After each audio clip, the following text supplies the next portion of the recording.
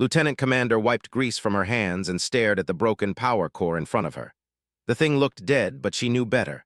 3 burned circuits, 1 cracked coolant line, and a blown fuse. Nothing she couldn't fix. She grabbed her tools and got to work. The orbital station Nexus 7 floated at the edge of Alliance space, right on the border with territory. Had been stationed here for 8 months, working in the salvage section. It wasn't a glamorous job. Most of the advanced alien species considered repair work beneath them. They preferred building new things with their fancy equipment. Didn't mind. She liked fixing what others threw away. Her radio buzzed. "You're needed in the council chamber. Defense meeting in 10 minutes. Sighed, she hated these meetings. The alien commanders always talked down to her, as if humans were children playing with tools they didn't understand. But Earth had earned a seat at the table, even if it was the smallest, least important seat. She put down her tools and headed for the lift. The council chamber was a large room with windows looking out at the stars. Admiral, a tall with blue skin and 4 arms, stood at the head of the table. Commander, a officer with scales and sharp teeth, sat to his right. Various other species filled the other seats, took her place at the far end of the table. "We have a situation," began. His voice was smooth but cold. "Long-range sensors detected a strike fleet heading toward this sector. They will arrive in 3 days. The room went quiet. Everyone knew what that meant. They were aggressive, violent, and they didn't negotiate. They took what they wanted. "How many ships?" someone asked. 20 warships, led by the Dreadnought Crimson Fang. Felt her stomach drop. A Dreadnought. Those things could destroy entire stations. Nexus 7's defenses wouldn't last 5 minutes against that kind of firepower. "Our nearest battle group is 3 days away," continued. "They cannot reach us before the fleet arrives. We have limited options." Raised her hand. The other officers glanced at her, some with annoyance, others with pity. "Yes, Commander." Stone made it clear he didn't expect anything useful. "I've been looking at our salvage inventory," said.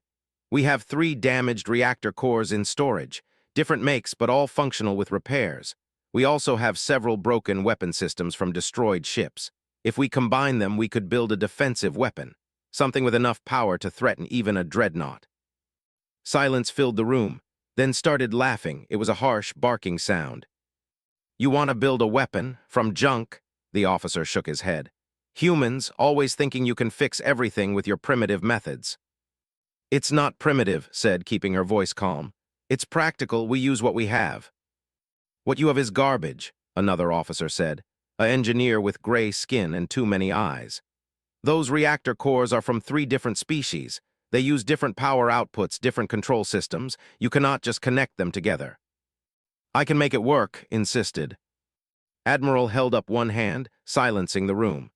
"Commander, I appreciate your enthusiasm, but what you suggest is impossible. Building a weapon of sufficient power would take months in a proper shipyard with molecular assemblers and quantum fabricators. You cannot simply piece together a fusion cannon from salvaged parts." "Earth has been piecing things together for centuries," said. "We make things work that shouldn't work. That's what we do." His expression didn't change. "This is not Earth. This is an Alliance military station facing an existential threat. We will begin evacuation procedures immediately. All non-essential personnel will board transport ships within 24 hours. "And then what?" stood up. "We abandon the station, let them have a clear path into Alliance territory. There are colonies behind us, thousands of people. We will regroup and return with proper forces," said. "This discussion is over." The meeting ended. The other officers filed out, already making plans to evacuate, stayed in her seat, staring at the star map on the wall. The fleet was a red dot growing closer by the hour. Commander walked past her on his way out. He paused at the door. "You know, I almost admire your spirit, but this isn't a problem you can solve with a wrench and some wire. Go pack your things." Didn't respond. She waited until everyone left, then headed back to her workshop. The salvage bay was huge, filled with broken equipment and damaged ship parts. Walked through the maze of junk, her mind racing. 3 reactor cores, 2 broken plasma cannons, a targeting computer with a cracked processor, magnetic containment coils from a destroyed cruiser, cooling systems, power relays, all of it considered worthless by the advanced species around her. She sat down at her workstation and pulled up technical documents. The reactor cores were different, yes. but they all worked on the same basic principle. Fusion reactions, magnetic containment, plasma discharge, the physics didn't change just because different species built them. His father had been an auto mechanic in Detroit. Her mother, too. They taught her everything about fixing cars, trucks, anything with an engine. One lesson stuck with her above all others. Her father had said it 1,000 times while they worked in the garage. Fancy tools don't make the engineer. Understanding how things work does. Give me a problem and some parts and I'll find a solution. She looked at the piles of salvage around her. Parts, she had plenty of parts. Pulled out a blank and started sketching. The reactor cores could be synchronized if she bypassed the automated systems and used manual timing controls. Old Earth computers were simple but reliable. They could handle basic calculations without the complexity of alien quantum processors. The plasma cannons needed new power feeds, but she could reroute energy through the station's main grid. The magnetic containment coils would need reinforcement, but she had extra materials. It was crazy, it was dangerous, it probably wouldn't work. But it might. Thought about the colonists living on worlds behind Nexus 7. Families, children, people who trusted the Alliance to protect them. She thought about her own family back on Earth, proud that their daughter served among the stars.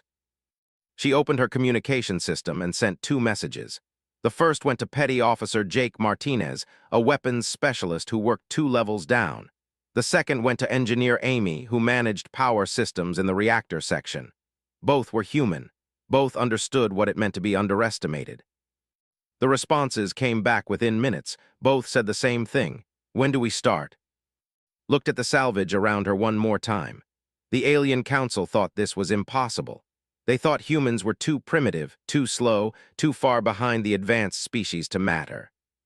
She powered up her tools and began pulling the first reactor core from storage. Jake Martinez arrived first, carrying a toolkit and wearing a grin. So we're building a super weapon out of trash? Sounds like a Tuesday. Amy showed up 10 minutes later. She took one look at the reactor cores and let out a low whistle. You're serious about this? Dead serious, said. She pointed at her sketches on the. We have 36 hours, maybe less. The council thinks it's impossible. They're probably right, but we have to try. Jake picked up one of the damaged plasma cannons. This thing is from a cruiser. Been sitting here for 3 months. What makes you think we can get it working? Because I've already run the numbers, said. She pulled up calculations on her screen. The power requirements match what we can generate from 2 reactor cores. The third core acts as a backup and stabilizer. The plasma cannon fires the actual shot. We just need to connect everything. Just, Amy repeated. She laughed, but there was no humor in it. These reactor cores use different control protocols, different power cycles, different safety systems. They were never meant to work together. That's why we're bypassing the automated controls, said. She showed them her plan. We use manual timing, simple computers running basic loops. Nothing fancy, just reliable calculations based on physics. We sync the reactors by hand if we have to. Jake studied the designs. His smile faded. This is going to be dangerous. I know. Like blow up the entire station dangerous. I know. Okay then, Jake set down the plasma cannon. Let's get started. They worked through the night, focused on the reactor cores, carefully removing their automated systems and replacing them with simple timing circuits. Jake handled the weapons, stripping away damaged components and reinforcing the firing mechanisms. Amy rerouted power lines from across the station, creating new pathways to feed the massive energy requirements. The work was slow and brutal. The reactor cores were heavy, requiring mechanical lifts to move. The plasma cannons had delicate internal components that could break if handled wrong. Power cables had to be run through access tunnels barely large enough for a person to crawl through. Around midnight, Commander Vex showed up. The chief engineer stood at the entrance to the salvage bay, his 4 arms crossed, his expression dark. What are you doing? Didn't stop working. She continued welding a support bracket to one of the reactor cores, building a weapon. You were ordered to prepare for evacuation. I'm preparing to defend the station. Vex walked closer, examining the mess of equipment spread across the bay. This is madness. You're wasting resources on a project that cannot succeed. You're risking lives, mine included. Shut off her welding torch and turned to face him. If we evacuate this station, They use it as a forward base. They push deeper into Alliance space. Colonies fall. People die. Thousands of them. Better than dying here for nothing, Vex said. It's not for nothing, gestured at the reactor cores. This can work, I know it can. You know nothing, Vex's voice rose. I have been an engineer for 200 years. I have built ships that cross galaxies. I understand systems you cannot even comprehend. And I am telling you this will fail. Met his gaze. Then let it fail, but let me try. Vex stared at her for a long moment. Then he shook his head and walked away.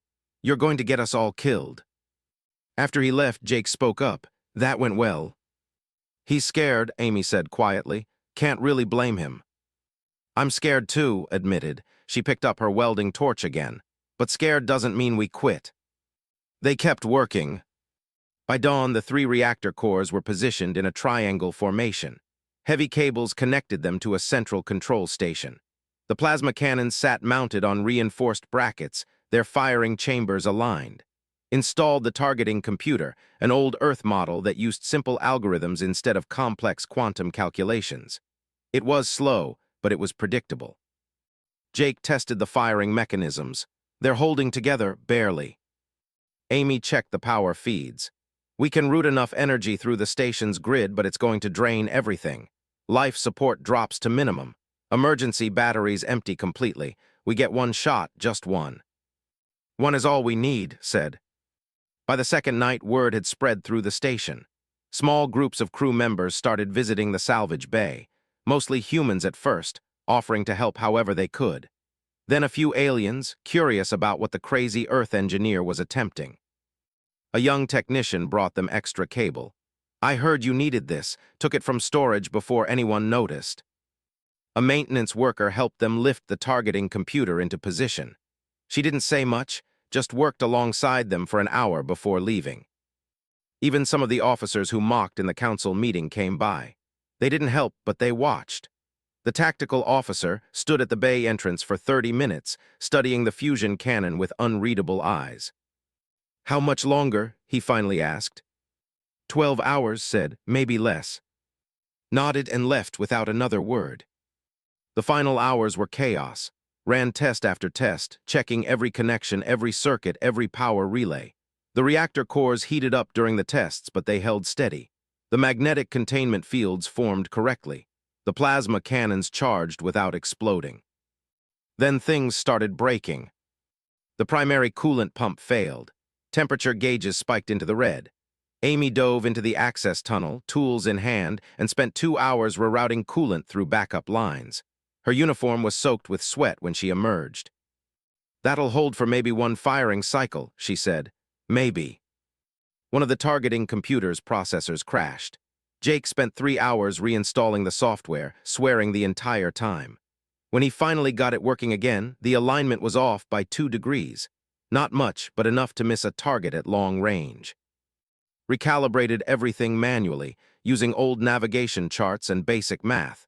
It took forever, but the calculations were solid. With 6 hours to go, Commander Vex returned. This time he didn't argue. He just walked around the fusion cannon, examining every detail. He checked welds. He tested connections. He ran his own calculations on it. Finally, he looked at, this shouldn't work. I know. The reactor synchronization is going to drift. The magnetic containment will fluctuate. The power draw could overload the station's grid. I know. Vex was quiet for a moment, but it might work for one shot, maybe. Nodded, that's all I'm asking for, one shot. How did you do this? Vex asked. How did you make incompatible systems function together? Thought about her parents, about their garage in Detroit, about years of fixing broken engines with whatever parts they had on hand. I learned from people who didn't have fancy equipment or unlimited resources. They taught me to understand how things work at a basic level. When you understand the fundamentals, you can adapt. You can improvise. Human thinking, Vex said. He didn't make it sound like an insult this time.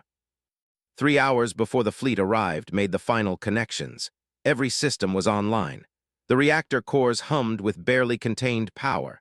The plasma cannons were charged and ready. The targeting computer showed green lights across the board. Jake and Amy stood beside her, exhausted but alert.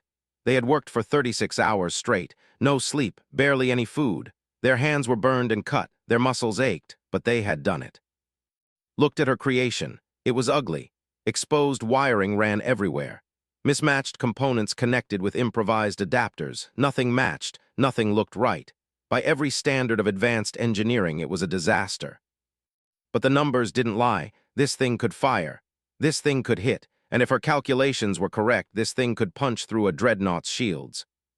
"We need a name for it," Jake said. The tactical display showed 20 red dots emerging from faster-than-light travel. The fleet spread out in attack formation, with the massive Dreadnought at the center. Even on the screen, the Crimson Fang looked dangerous. It was 3 times the size of the other ships, bristling with weapons. Sat in the makeshift control room she had set up next to the fusion cannon. Screens surrounded her, showing power levels, reactor temperatures, and targeting data. Jake stood at the weapons console. Amy monitored the power systems. All 3 of them were running on coffee and nerves. Range asked. 2 million kilometers and closing, Jake said. They're taking their time, no hurry, they think we're defenseless. Admiral's voice came over the communication channel. Fleet, this is Alliance Station Nexus 7. You are in violation of treaty zones. Turn back immediately. A harsh voice responded.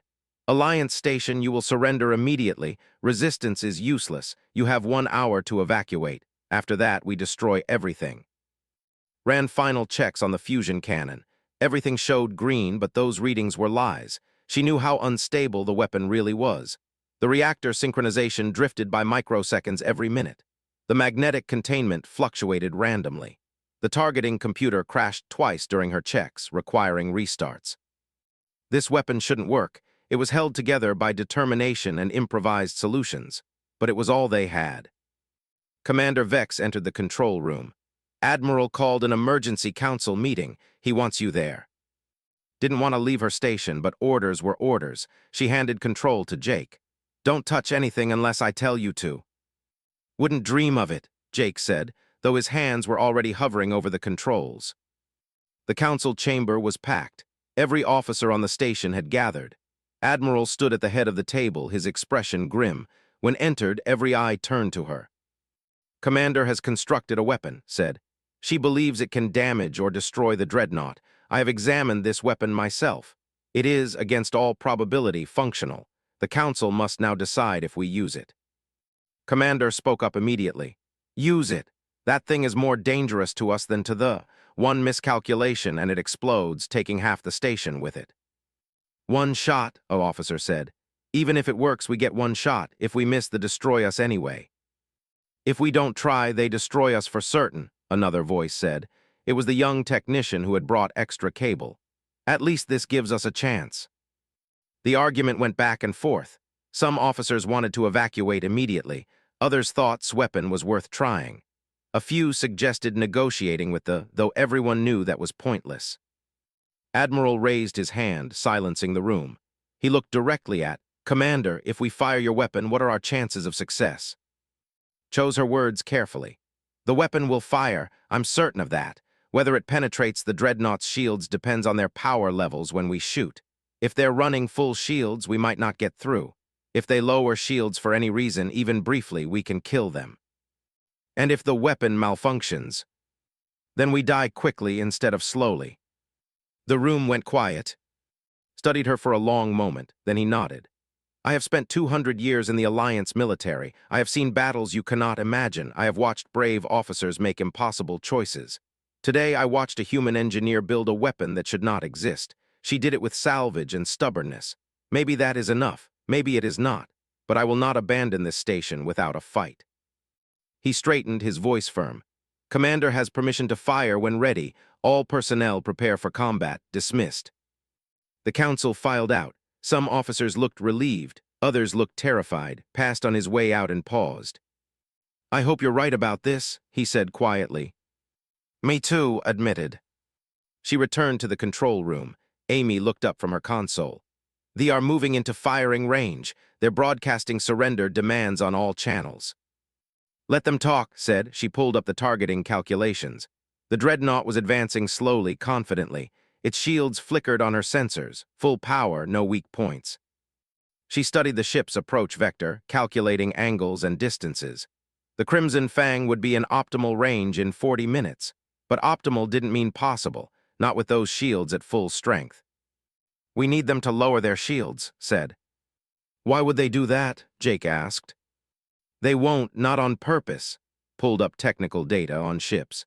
"But shields require constant power. If they perform any major power adjustment, the shields have to cycle down briefly, just for a few seconds." "That's not much of a window," Amy said. "It's all we'll get." They waited. The fleet continued its advance. The Dreadnought broadcast more threats. The deadline approached. With 30 minutes left, disaster struck. The fusion cannon's primary reactor core began overheating. Temperature gauges climbed past safe levels. Alarms blared across console. "What happened?" Jake shouted. Amy was already pulling up diagnostics. "The coolant pump, it's failing, just like I said it would." Ran to the reactor access panel. The pump was burning itself out, unable to handle the sustained power load. They didn't have a replacement. They didn't have time to build one. She grabbed her tools and started pulling panels. "Jake, shut down reactor 2. Reroute all power through 1 and 3. "That'll drop our firing capacity by 30%, Jake said. "Better than exploding, do it." Jake made the changes. The power levels dropped, but they stabilized, worked on the coolant system, bypassing the dying pump entirely. She rerouted coolant through secondary lines that were never meant to handle this much heat. It was another jury-rigged solution, another thing that might fail at any moment. But it held. The temperatures dropped back into acceptable ranges, barely. "How long will that last?" Amy asked. "Long enough for one shot," said. She hoped that was true. 20 minutes. The fleet was in position now. The Dreadnought sat at the center, surrounded by its escort ships. It looked unstoppable. It probably was unstoppable, but had to try. She returned to her station and pulled up the targeting display. The Dreadnought filled her screen, slowly rotating as it approached, calculated the optimal impact point. The main reactor would be deep inside the ship, protected by meters of armor. But if she could hit it, if the plasma beam could punch through, the reactor would cascade. The ship would die. "Big if, huge if." "Fleet, your time is up," Admiral announced. "This is your final warning. Leave Alliance space or face consequences." The commander laughed. "You have no weapons that can harm us. Surrender now or be destroyed." Watch the Dreadnought on her screen. Its shields hummed with power, impenetrable. She needed those shields down. Then she saw it, a brief power fluctuation. The shields flickered for 2 seconds, maybe 3. A routine adjustment, something the crew probably did 100 times without thinking. But in those 2 seconds, the shields were vulnerable. His hands moved across her controls. "Jake, charge the cannon, maximum power." "Charging," Jake confirmed. "Reactor 1 at 90%, Reactor 3 at 85%, magnetic containment forming." "Amy, reroute all available power. Life support to minimum. Emergency batteries to the weapon." "Rerouting, this is going to drain everything." "I know, do it." The lights across Nexus 7 dimmed. Life support systems dropped to backup levels. Emergency batteries emptied in seconds. Every bit of power the station could generate flowed into the fusion cannon. The 3 reactor cores surged, their combined output building to levels they were never designed to handle. The weapon began shaking. Could hear metal groaning, components straining under the load.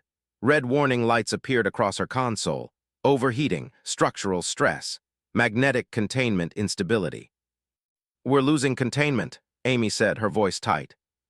"Just a few more seconds," said. She watched the Dreadnought, waiting for the shields to drop again, waiting for her chance. The power gauge climbed, 90%, 95%. The fusion cannon screamed like a living thing, fighting to hold together. "If we don't fire soon, this thing is going to explode," Jake warned. "Not yet, not yet." The Dreadnought's shields flickered. Power adjustment, right on schedule. The shields dropped to minimum strength for exactly 3 seconds. His finger hovered over the firing control. The fusion cannon erupted. A beam of superheated plasma tore through space, bright enough to blind unshielded sensors. The weapon discharged everything in one massive burst. All 3 reactor cores emptied simultaneously, pouring their combined energy into a single focused stream. Watch the beam cross the distance between Nexus 7 and the fleet. It took 4 seconds. 4 seconds that felt like forever. The plasma beam struck the Crimson Fang exactly where aimed. The Dreadnought's minimal shields offered no resistance. The beam punched through the outer hull like it was paper. Metal vaporized. Interior bulkheads melted. The plasma bored deeper and deeper into the ship's core. For a moment, nothing happened. The Dreadnought continued forward, massive and unstoppable. His heart sank. She had missed the reactor. The shot was perfect, but her calculations were wrong. The intelligence data was bad. She had failed. Then the center of the Crimson Fang exploded. A ball of fire erupted from deep inside the ship. The main reactor had gone critical. The explosion triggered secondary detonations. Engineering sections ruptured, venting atmosphere and burning debris. Power conduits overloaded throughout the entire vessel. Weapon systems exploded in their mounts. The Dreadnought's forward section separated from the aft half. Both pieces tumbled away from each other, trailing flames and bodies. Small explosions continued rippling across the dying ship as systems failed one after another. Stared at the tactical display, unable to believe what she was seeing. The Crimson Fang was dead. The most powerful ship in the fleet was broken in half, leaking radiation and corpses. She had done it. The control room erupted in chaos. Amy was shouting something. Jake grabbed shoulder, shaking her, but couldn't hear them. She just kept staring at the screen, watching the Dreadnought die. In the council chamber, every officer stood frozen, eyes locked on their displays. No one spoke. No one moved. They had watched a human engineer destroy a Dreadnought with salvaged junk. The impossible had just happened. Commander broke the silence. By all the stars. That seemed to snap everyone out of their shock. The command center filled with voices, officers shouting orders, trying to figure out what to do next. Admiral stood calmly, watching the tactical display. He allowed himself a small smile. All weapons target the remaining ships, prepare to fire. But the fleet was already falling apart. Without their Dreadnought, the commanders panicked. Their flagship was gone. Their invincible weapon was debris. And they had no idea what else this Alliance station could do. For all they knew, Nexus 7 had a dozen more super weapons waiting to fire. 3 cruisers broke formation immediately. Their engines flared as they jumped to faster-than-light speeds, fleeing the system without coordination. Other ships opened fire on the station, but their shots were wild and uncoordinated. Fear had replaced discipline. Nexus 7's regular defensive weapons easily intercepted the scattered attacks. Return fire from the station destroyed 2 frigates before they could escape. Within 10 minutes, the entire fleet had scattered. Some ships jumped away. Others tried to retreat on conventional engines. A few surrendered, broadcasting distress signals and begging for mercy. The battle was over. Nexus 7 had won. In the control room, finally found her voice. Status of the weapon. Amy checked her console. Her expression said everything. It's gone, completely destroyed. The reactor cores burned out. The magnetic containment coils melted. The firing chamber ruptured. The whole assembly collapsed on itself. Nodded. She had expected that. The fusion cannon was designed for one shot. It had given her that shot. Anyone hurt. Minor burns in the salvage bay from the heat. Nothing serious. We got lucky. Jake was grinning like a madman. You crazy human, you actually did it. You killed a Dreadnought with junk. Stood up from her station. Her legs felt weak. She had been running on adrenaline for 36 hours straight, and now that it was over, exhaustion hit her like a hammer. We did it, all 3 of us. Yeah, but it was your idea, Amy said. You built the impossible. Commander Vex entered the control room. The engineer walked slowly, as if in a dream. He looked then at the screens showing the destroyed fusion cannon, then back at. I was wrong, he said quietly. I have been an engineer for 2 centuries. I thought I understood what was possible. You showed me that possible is a choice, not a limit. I apologize for doubting you. Didn't know what to say to that. She had never heard an alien officer apologize to a human before. You helped at the end. You examined the weapon and told the council it might work. That mattered. Vex shook his head. I did the bare minimum. You did everything. You saved this station. You saved thousands of lives. He straightened and gave a formal salute, one of his 4 hands over his heart. Thank you, Commander. Over the next hour, the salvage bay filled with people. Crew members came to see the destroyed weapon. They walked through the wreckage, touching the melted components, staring at what had built. Word spread through the station at light speed. A human engineer had killed a dreadnought. Admiral visited in her temporary quarters. She was trying to clean up, wash off the grease and burns, maybe get some sleep. But the Admiral needed to see her. "There will be an investigation," said. "The Alliance will want to understand how you did this. They will take statements. They will examine the wreckage. They will ask many questions." "I'll answer whatever they want to know," said. "There will also be consequences for disobeying orders. You were told to prepare for evacuation. You built a weapon instead." Met his gaze. "Yes, sir, I disobeyed orders." Smiled. "Good. I would have been disappointed if you followed them." He handed her a, "This is a formal commendation for exceptional bravery in combat. You will also receive a promotion and an official apology from the council members who mocked your proposal. They are, understandably, feeling embarrassed." Took the but didn't look at it. "What about Jake and Amy? They worked just as hard as I did."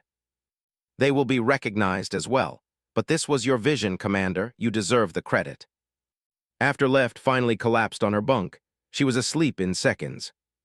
She dreamed about the dreadnought exploding. She dreamed about the crew dying in the blast. She knew she should feel guilty about that. Those were living beings, people with families and lives, but she couldn't summon the guilt. They came to destroy the station. They would have killed everyone aboard without hesitation. She defended her home, that was all. Woke 6 hours later to find messages flooding her communication terminal. Dozens of them, from Earth Command, from Alliance headquarters, from news agencies across known space. Everyone wanted to talk to her.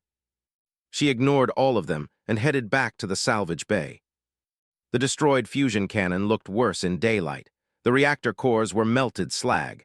The plasma cannons were split open, their internal components exposed and ruined. Power cables lay scattered like dead snakes. The entire structure had collapsed into a heap of twisted metal. Jake and Amy found her there, staring at the wreckage. "Thinking about building another one?" Jake asked. Shook her head. "No, one was enough." "They're calling you a hero," Amy said. "All across Alliance space, the human who killed a dreadnought with scrap metal." "I just did what needed to be done." "With outdated technology," Jake pointed out. "Slow tech, that's what they called it, and you proved them all wrong." Walked around the wreckage one more time. She thought about her father in Detroit fixing cars in his garage. She thought about everything he taught her. Understanding over fancy tools. Practical solutions over elegant theories. Making do with what you have instead of waiting for what you need. The galaxy was learning that human engineering wasn't primitive. It was different. And sometime 3 days after the battle, an Alliance investigation team arrived at Nexus 7. They came in force. Military analysts, weapons experts, senior engineers from a dozen different species. All of them wanted to understand how destroyed a dreadnought. The lead investigator was a physicist named. He had gray skin, too many eyes, and an attitude that made it clear he didn't expect to be impressed. He examined the wreckage of the fusion cannon with a critical eye, taking samples and measurements. "Walk me through your design process," said Tu. They stood in the salvage bay, surrounded by the ruins of her weapon. Explained everything. The reactor synchronization using simple timing loops, the manual targeting calculations, the jury-rigged power systems, the improvised cooling solutions, every shortcut, every adaptation, every desperate fix that made the weapon work. Listened without interrupting. His many eyes tracked across the wreckage as talked. When she finished, he was quiet for a long time. "This should not have worked," he finally said. "I know." The reactor cores were incompatible. The power systems were mismatched. The magnetic containment was unstable. By every measure of proper engineering, this weapon should have exploded before firing. "But it didn't," said. "No, it did not," turned to face her fully. "Do you know why?" "Thought about that? Because I didn't try to make it elegant. I just tried to make it work. I used simple solutions that I could control. When something broke, I fixed it with what I had available. I didn't wait for the perfect parts or the right equipment. I made do." Was quiet again, then he said something didn't expect. "We have forgotten how to do that. Advanced species build beautiful systems, yes, efficient systems, but they require sophisticated support. They require specific components. They require extensive preparation. When they fail, we cannot simply repair them. We must replace them entirely." He gestured at the wreckage. You built a weapon from components that 3 different species considered garbage. You synchronized systems that should never work together.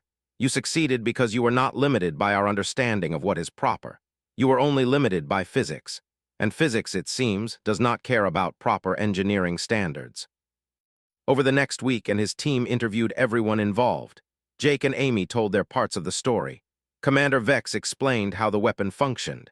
Admiral provided tactical analysis of the battle. The investigation team took thousands of measurements, filled hundreds of reports, and slowly began to understand. Had proven something that made the entire alliance uncomfortable. Advanced technology was not always superior. Sometimes, simple and adaptable beat sophisticated and specialized. News of the battle spread through Alliance space faster than light. Every news agency carried the story. Earth's junior status in the Alliance became a hot topic of debate. How could humans, barely a century into space travel, accomplish what species with of experience considered impossible? Earth's ambassador to the Alliance, Minister Greg Harrison, seized the opportunity. He called for an emergency council meeting to discuss humanity's position. Attended via video link, watching from Nexus 7 as the debate unfolded on the Alliance capital world. Humanity has proven their value, Harrison argued. They bring unique perspectives to problems, they excel at working with limited resources, they adapt quickly to changing situations. These are not weaknesses, these are strengths that benefit the entire Alliance. The council member who had mocked in the original defense meeting looked uncomfortable. We may have underestimated human capabilities. You think, Harrison's voice was dry. Commander saved an Alliance station and protected dozens of colonies. She did it with equipment you considered worthless. Perhaps it is time to reconsider what we value. The debate continued for hours. Some species resisted changing humanity's status. Others argued forcefully for upgrades to Earth's membership level. The representative proposed joint training programs between human and alien engineers. The council offered cultural exchange programs. In the end, the Alliance voted to upgrade Earth's classification from junior member to full member with limited restrictions. It wasn't everything Harrison wanted, but it was progress. Humans would have more say in Alliance decisions, more opportunities to contribute, more respect. Watched the vote happen and felt nothing. She didn't care about politics, she just wanted to get back to work. But work, it turned out, was coming to her. Commander Vex approached a week after the investigation concluded. I have been offered a position at the Alliance Military Engineering Board. They want me to help develop new weapon systems. I declined. Why, asked? Because I am old and set in my ways. I would only design what I already know. But you think differently. You see solutions others miss. The Alliance needs that. He handed her a. This is a formal offer. They want you to join the engineering board. You would help shape Alliance weapons development for the next decade. Read the offer. It was impressive. High rank, better pay, access to unlimited resources, the kind of position most engineers dreamed about.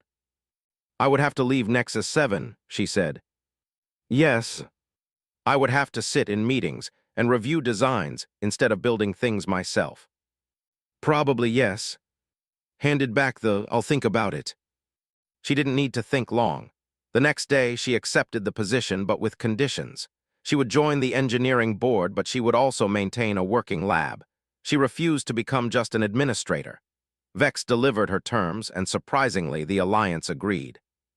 Before leaving Nexus 7, received official recognition for her actions. Admiral presided over the ceremony. Every crew member attended, packing the station's main assembly area. Kept his speech short. Commander did what we thought impossible. She saved this station. She defended Alliance space. She proved that courage and intelligence matter more than advanced technology. The Alliance honors her with the Star of Valor, our highest decoration for exceptional bravery in combat. She is the first human to receive this honor. She will not be the last. He pinned the medal to his uniform. The room erupted in applause. Even the alien officers who had mocked her months ago clapped. Some looked embarrassed. Others looked respectful. All of them had learned something. After the ceremony, Jake and Amy found in her quarters. She was packing her things, getting ready to leave for the Alliance capital world. So you're really going? Jake said. Yeah, but I put in recommendations for both of you. You're getting promotions. Jake, you're taking over the weapons division here. Amy, you're the new chief of power systems. They both stared at her. You're giving us your job? Amy asked. I'm giving you the opportunities you deserve. You worked just as hard as I did on that cannon. You should get credit for it. Jake laughed. Earth's going to make you famous, you know. They're already calling you a hero back home. Shrugged, I just fixed a problem with the tools I had. That's what my parents taught me. That's what humans do. Her last stop before leaving was the salvage bay. The wreckage of the fusion cannon was mostly cleared away now. The melted reactor cores had been removed for study. The broken components were sorted into recycling bins. Soon, nothing would remain of the weapon that saved the station. Stood in the empty bay and remembered the 3 days of chaos. The desperate work, the failures and fixes, the moment when she pressed the firing button, not knowing if the weapon would fire or explode. She thought about the crew who died. She would carry that weight forever. Taking lives was never easy, never clean. But she would do it again if necessary. That was the burden of service. That was the cost of protection. Commander Vex found her there, thinking about what you built. Thinking about what it cost. War always costs, Vex said. But you chose the lesser evil. You saved thousands by stopping the fleet here. That matters. Nodded but said nothing. The galaxy is changing, Vex continued. Because of what you did, the hierarchy is reconsidering their expansion plans. They fear Earth now. They fear what other surprises humans might have. Other aggressive species are also taking notice. Humanity is no longer dismissed as primitive. Is that good or bad? Both, probably. Fear can prevent war, but it can also cause it. Time will tell. Vex placed one hand on her shoulder. But today, right now, you have earned respect, not just for yourself, but for all of Earth. That is worth something. Left Nexus 7 the next day. The transport ship took her to the Alliance capital world, a gleaming planet covered in cities and technology. She arrived to find reporters waiting, cameras recording, questions shouting from every direction. She ignored them all and headed straight for Alliance headquarters. Her new office was larger than her entire quarters on Nexus 7.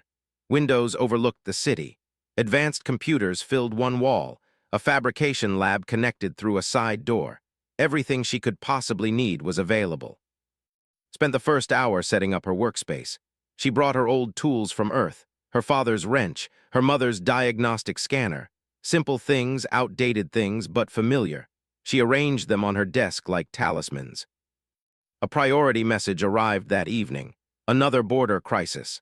The collective was testing Alliance defenses in a different sector. They were probing for weakness, looking for easy targets. The local commander requested help, specifically asking for human engineers. Read the request and smiled. 6 months ago, no one would have requested human engineers. Now they were sought after. The galaxy was learning. She opened a response channel. Commander accepting assignment. I'll need access to local salvage inventories and current defensive systems. Also send me whatever junk you have laying around. I work best with junk. The response came back quickly. Understood, Commander. Resources are being compiled now. We look forward to your arrival. Closed the channel and looked out her window at the city below. Thousands of species lived here, working together, building something greater than any single world could achieve. Humanity was part of that now, not as junior partners or primitive cousins, as equals. She thought about the long journey from Earth to the stars, about the struggles to earn respect, to prove human worth, about the mockery and doubt that followed her people everywhere they went. All of that was changing, not because humans became more advanced, but because they showed the galaxy what simple determination and creative thinking could accomplish. His father used to say something when she was young. He said it every time they finished fixing a broken engine or solving an impossible problem. He would look at the work, covered in grease and proud, and say the same thing. Fancy tools don't make the engineer. Understanding how things work does. The galaxy was finally starting to understand that. Returned to her desk, pulled up the information on the crisis, and started analyzing the problem. She had work to do. Another impossible situation that needed solving. Another chance to prove that slow tech, simple solutions, and human stubbornness could change everything. She pulled out her and started sketching. Already, ideas were forming, ways to adapt existing systems, methods to combine incompatible technologies. human tricks that the advanced species hadn't considered. Outside her window, ships from 100 worlds flew past. Inside her office, a human engineer prepared to show them all, once again, what Earth could do. The work never ended, the challenges kept coming, but that was fine with. She knew how to fix things. That was enough. Different was exactly what you needed. Through the viewport, could see the debris field that used to be the Crimson Fang. Pieces of the Dreadnought drifted past the station, still glowing from internal fires. She had killed that ship. She had saved the station. She had shown the Alliance that humans deserved respect. And she had done it all with junk. Now, she whispered. She pressed the button, shook her head. It doesn't need a name, it just needs to work. The station's alert system started blaring. The fleet had arrived at the edge of the system. Admiral's voice came over the speakers. All personnel to battle stations. This is not a drill. Took a deep breath. She reached for the power controls, her hands steady despite her fear. Let's show them what we can do. They were about to learn what slow tech could really do. The fleet was 2.5 days away, had a weapon to build.